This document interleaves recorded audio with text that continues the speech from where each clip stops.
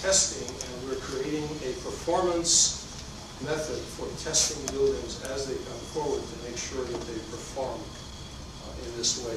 The same thing applies to wind. There's a particular pattern of winds. These sites are very exposed, and so we will beef up what Toronto normally does in terms of testing for microclimate from a wind standpoint.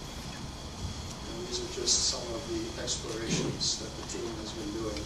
Harvesting stormwater is a really important feature for keeping this landscape alive, and using this in tandem with the flow of the river and the streetscapes and so on.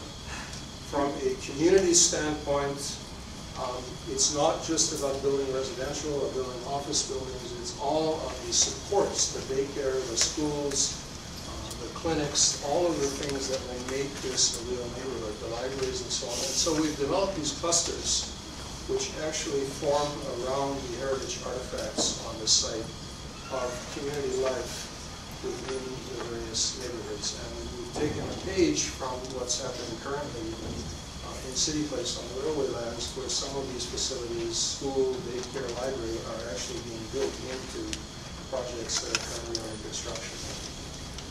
So out of all this comes a kind of neighborhood DNA, and in terms of phasing, we're pretty determined that each phase that gets built will actually have a combination of all of these elements. That if this project is to be successful, you can't leave all of these supports for the end. They have to appear in the beginning as the neighborhoods appear. This is the new kind of planning diagram. This replaces the zoning maps.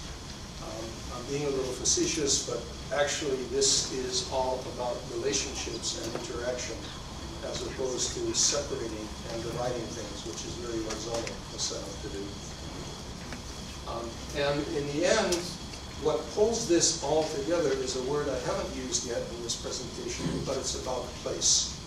It's about the integration of things, that places that people experience existentially on the ground. The heating channel being the heart of our first precinct is an extraordinary place, and this is where all these elements come together, and now we start to get into these really detailed explorations of how do the bridges cross the channel, what is the environment on both sides, how do pedestrians move along and under the bridges, how do you build buildings in relation to these, and this back and forth between explorations of imagery and diagrams and policies. This is standing on the new Cherry Street with a way down to the edge of the heating channel and the three forms of transportation, bicycles, transit, and vehicles. The colonnade of the Gardner, and a way, if it were to stay up, and we're looking at different versions, up and down, it could become a great pedestrian colonnade with outdoor markets and so on, leading down to the edge of the heating channel.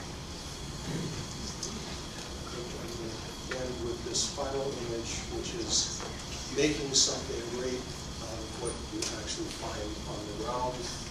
And this is really zooming way back out to that larger scale where it all comes together. Thank you.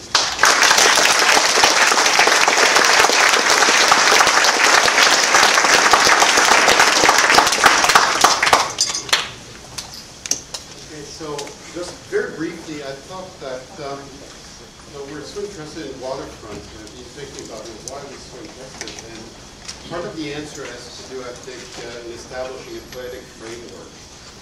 When talking about Waterfront, I think there at first, as we heard, these are urban issues.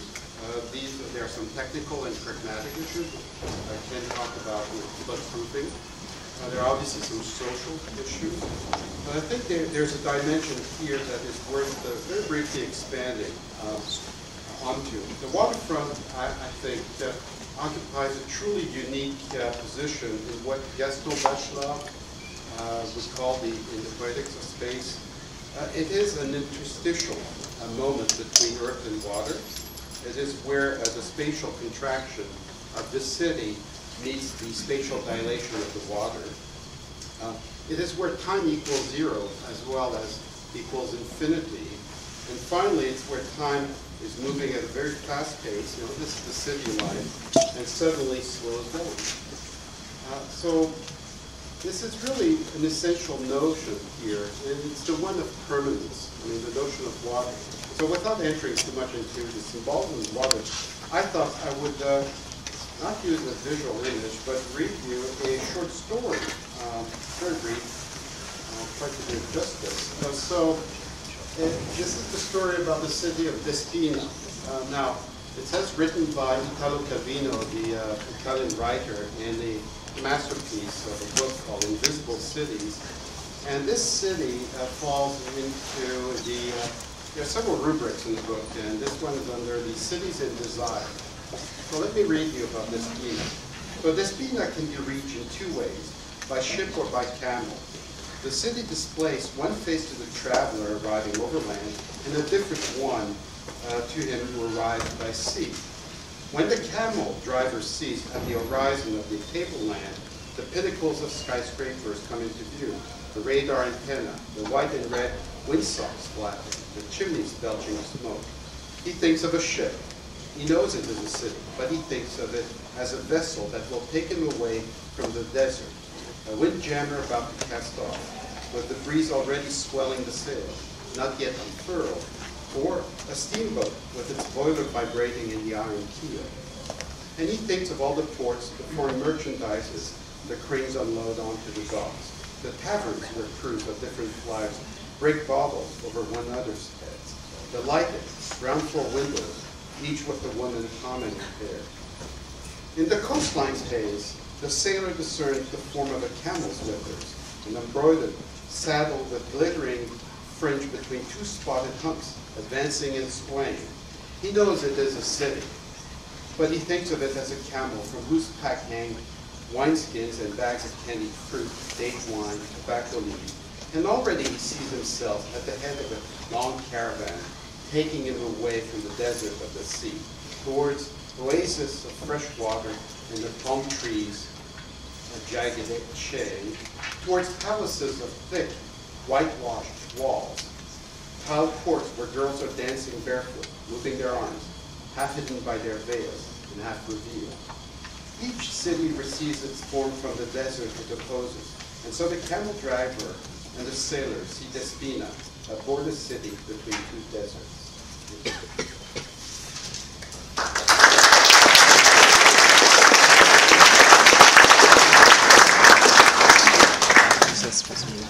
So, would you like to, we can either be formal behind the table, or you can just take chairs up here, whatever you're comfortable with. Put chairs here, I think that might be nicer, less formal.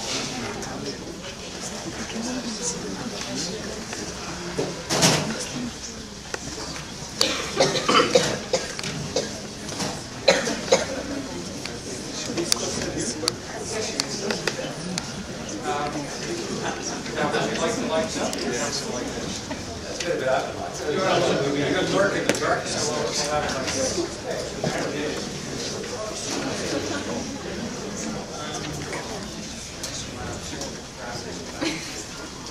All right.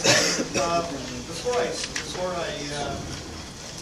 ask you a question, I really what's interesting to see today in this combination discussion, especially between Bruce and Ken, is to see how something that began quite simply way back in around 1970, with something like on building downtown, has had an absolute continuum all the way through over 40 years of building up an urban approach that is very much that of Toronto's.